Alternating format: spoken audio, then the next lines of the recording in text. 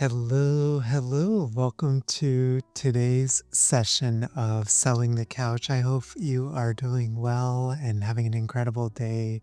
So, I don't have to tell you this, but we live in such a strange moment in history. Social media fame is more accessible than ever. In fact, there's a whole section of social media therapists that are doing some incredible work in the world, and they've had massive audiences and have reached these massive numbers. It seems like also there's a new social media platform that's created every year, and then there's this whole push for you to be the first mover advantage in that social media platform. So, in other words, that you're the first person, you're one of the early people that adopt that platform. And by doing that, you grow your audience very fast and very quickly. Yet, many therapists feel completely conflicted about this. On one hand, I think as business owners or as future business owners, we're told a lot of different things. So, one is you need to be on social media. Another thing is the importance of building a personal brand.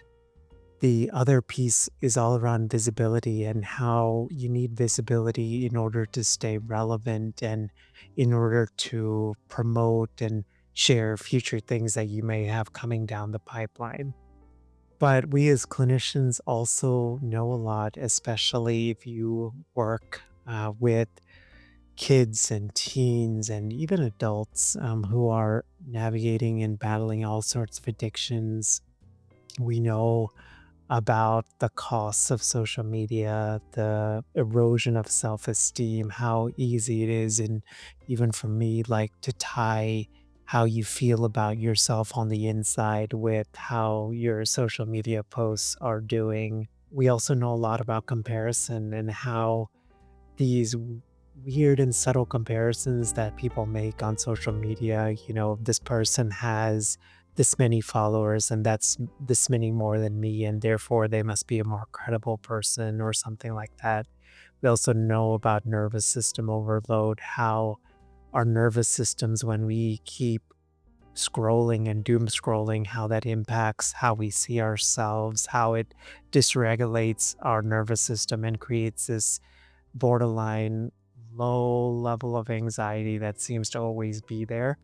And then we also know about what constant visibility does to people and our own psyche, our own sense of how we feel about ourselves, our ego, and all of those things. So today I wanted to talk about something that's just been on my heart, and it's why I'm intentionally choosing not to chase social media fame and why so many therapists, colleagues that I know have spoken to are quietly doing the same while building sustainable businesses and growing their impact, but in a way that doesn't get them tied into social media. So, just sort of a little bit of context on my own journey. I finished up my bachelor's in psychology in 2004. I started a PhD program in counseling psychology in 2005. I went on internship in 2009, followed by a postdoc, and then got licensed in 2012. We launched Selling the Couch in 2015 with the STC podcast in March of 2015. I didn't have a business or marketing background. In fact, I was told a lot of times I had to be on social media in order to be relevant. And honestly, the introverted me like fought against that. But we've also had some incredible success with STC. We've had two products that have hit multiple six figures in revenue. Even this podcast that you're listening to now somehow is now in the top 0.5% of all podcasts in the entire world. So 26 years in, if I think about when I started my bachelor's degree in the year 2000, 26 years of clinical work, teaching, podcasting, online business, and a long and ongoing relationship that I've had with anxiety, with depression, and I think related to being more public facing in ways that I didn't expect. Also, struggles with even my own identity and this thing that I've battled for most of my life, which is the temptation of external validation. So I wanted to share just three insights with you that I've just picked up in, several of these podcast interviews, and more importantly, in just conversations with colleagues, whether it's phone calls or when we've done, Zoom calls, or if grabbed a meal with them or met up at a conference or something like that. The core insight number one is the illusion that fame heals insecurity. The illusion that fame heals insecurity. I'm going to actually quote a great article that you may want to just read, and it's called 11 Reasons Not to Become Famous. It's written by Tim Ferriss, who has written a number of books, has a very popular podcast.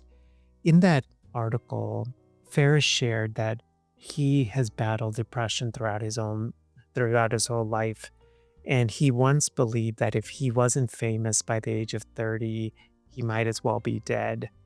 What was so interesting to me as I was reading that line was fame didn't heal him.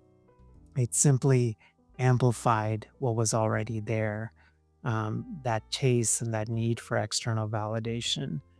My own lived version of this, I thought for a long time because this podcast, honestly, when I started a career as a psychologist, starting a podcast was the furthest thing from my mind. And I know that I have this propensity toward needing validation from other people and external sources. And so for a long time, I thought more downloads from me meant more credibility, and by extension, meant more peace, and more recognition meant more enough, right? That I would somehow hit this like enough feeling that I could just, coast or just relax my nervous system. And maybe that's the better way to put it. The reality is that milestones didn't resolve that anxiety. In fact, they sharpened it. And this sort of one insight that I just wanted to kind of share from this is if you're not grounded before attention arrives, attention will simply amplify the cracks and not fix them. So I think I just wanted to encourage you with a few things. So really ask yourself this question: if more people see me, will I feel finally more secure? And then the second area I think just to explore is what parts of your life do you need or do you want to feel whole without applause? What parts of your life do you actually want to feel whole without applause? Because the reality is, uh, I think it's very healthy and appropriate to not share all parts of your life on social media. Core insight number two that I wanted to share is the emotional weight of influence. And again, I'll cite Tim Ferriss's article throughout here, but in it, Tim Ferriss describes receiving a goodbye message from a follower before they took their own life. He realized in that moment that influence carries weight and not just opportunity. My own experience with this has been varied. So sometimes, many times by and large, I've gotten some incredibly kind notes from colleagues, even sharing things like, your words have helped me survive a dark season. And I feel a deep gratitude and a deep responsibility for that. But if I'm also being completely honest, I have gotten a handful of like veiled threats. I've also gotten a handful of situations where people hear the podcast for a long time, so they feel this connection to me, which I'm obviously grateful for. But I also then get put kind of on this pedestal. And when there's like a disconnect between the pedestal and something they were expecting, it doesn't quite end the way that one would expect. So I think the biggest thing for me, and I think I would just encourage you with, is like I want to serve well, but I don't want to be put on a pedestal. And what does that sort of look like in real life? Related to this idea that the emotional weight of influence, slow growth for me in this business has been a real gift. And I share that because I started STC in my early 30s.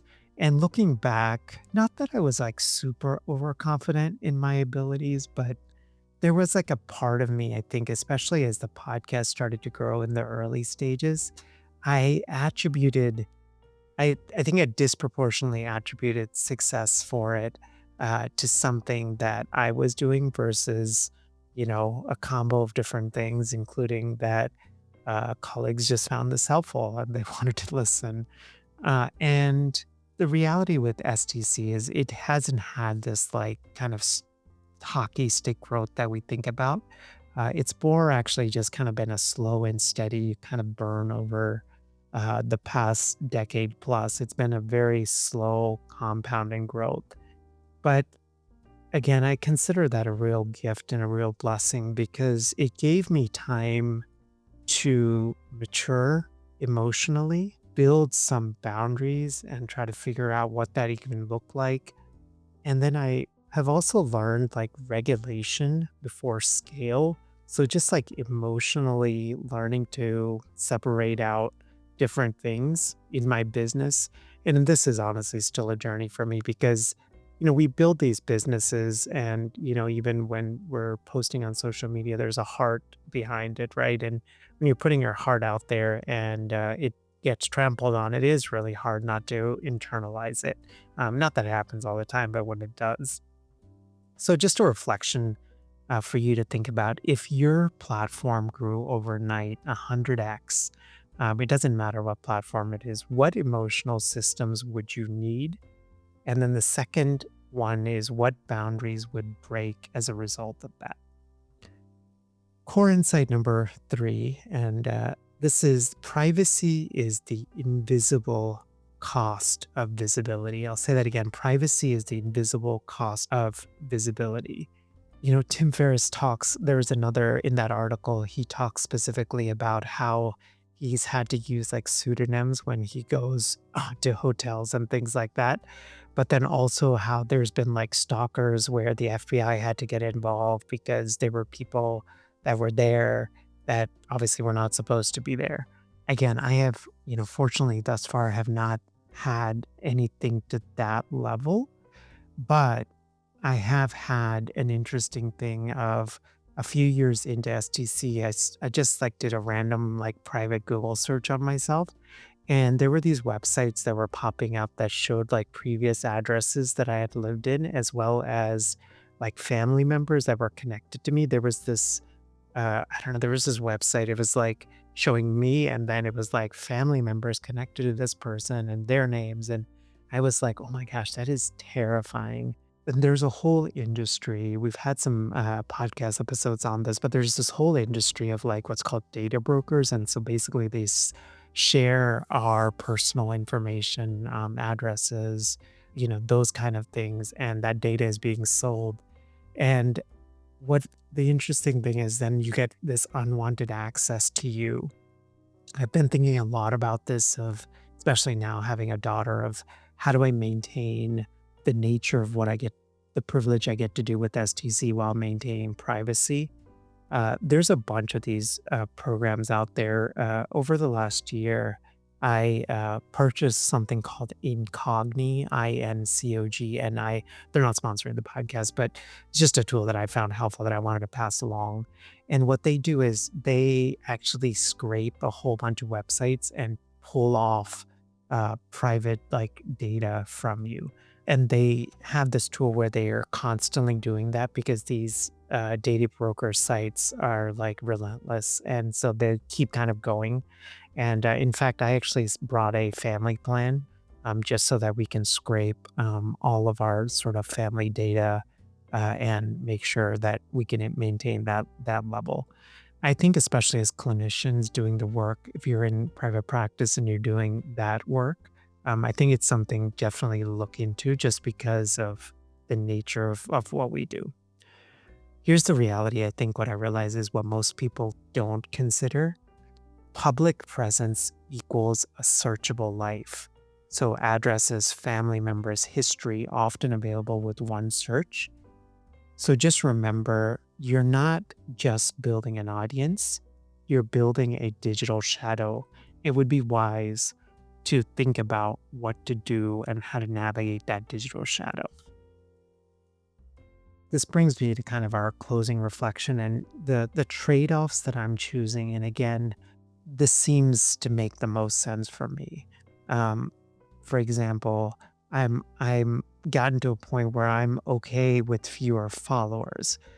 Like on LinkedIn, uh, I've been posting for about 3 years, and I was kind of a, I was definitely part of a wave of early movers into LinkedIn, and there were opportunities where I could have posted so much more because, and my audience size I'm sure would have been 5 or 10x what it is now. But I chose actually to post a little less because and intentionally then only connect with, um, be mindful of who I was connecting with. I'm also the trade-off that I'm choosing is, I'm really, especially this year, focusing on a lot more deeper conversation. So I'm unplugging a lot more from social media. If you've listened to the episodes or you're part of STC newsletter, which you can check out at sellingthecouch.com/newsletter. It's our weekly newsletter. It's absolutely free. But I've been sharing a lot more of my golf journey. And the part of the reason I've been wanting to learn to play golf is just the social aspect of it, getting to play and be out in nature and play a game with others and build that deeper connection that I felt like I just wasn't able to really do, like, for example, on a LinkedIn post. I'm also just really trying to, focus a lot on in-person sort of meetings or phone calls, like all these kind of things. I think where I've concluded is, I'd rather have 10 meaningful conversations than like 10,000 people who barely know me and want to connect with me because, for example, this is not meant to sound arrogant at all. I think we're all kind of will navigate this, but I don't want people accessing to me because they want to access quote unquote my network, right? I'd rather have just like true and authentic relationships. Just sort of a closing reflection as we wrap up. So one is, how do you define success? Is it reach? Is it resonance? And would you rather build a massive audience or a slower and smaller trusted community? Again, if this episode resonated, I would love to hear your thoughts. You can always email me at melvin@sellingthecouch.com. Yeah, I would just love to hear how you're even thinking about this. And uh, and then also, again, I just mentioned it, but we have a free weekly newsletter. I don't share it a lot. I don't know why, but about over 4,600 of our colleagues are part of this newsletter, and it shares the latest podcast episode, what I'm doing with life and business updates and that kind of stuff. You can check it out over at sellingthecouch.com/newsletter. Have a great rest of your day, and I will see you next time. Bye.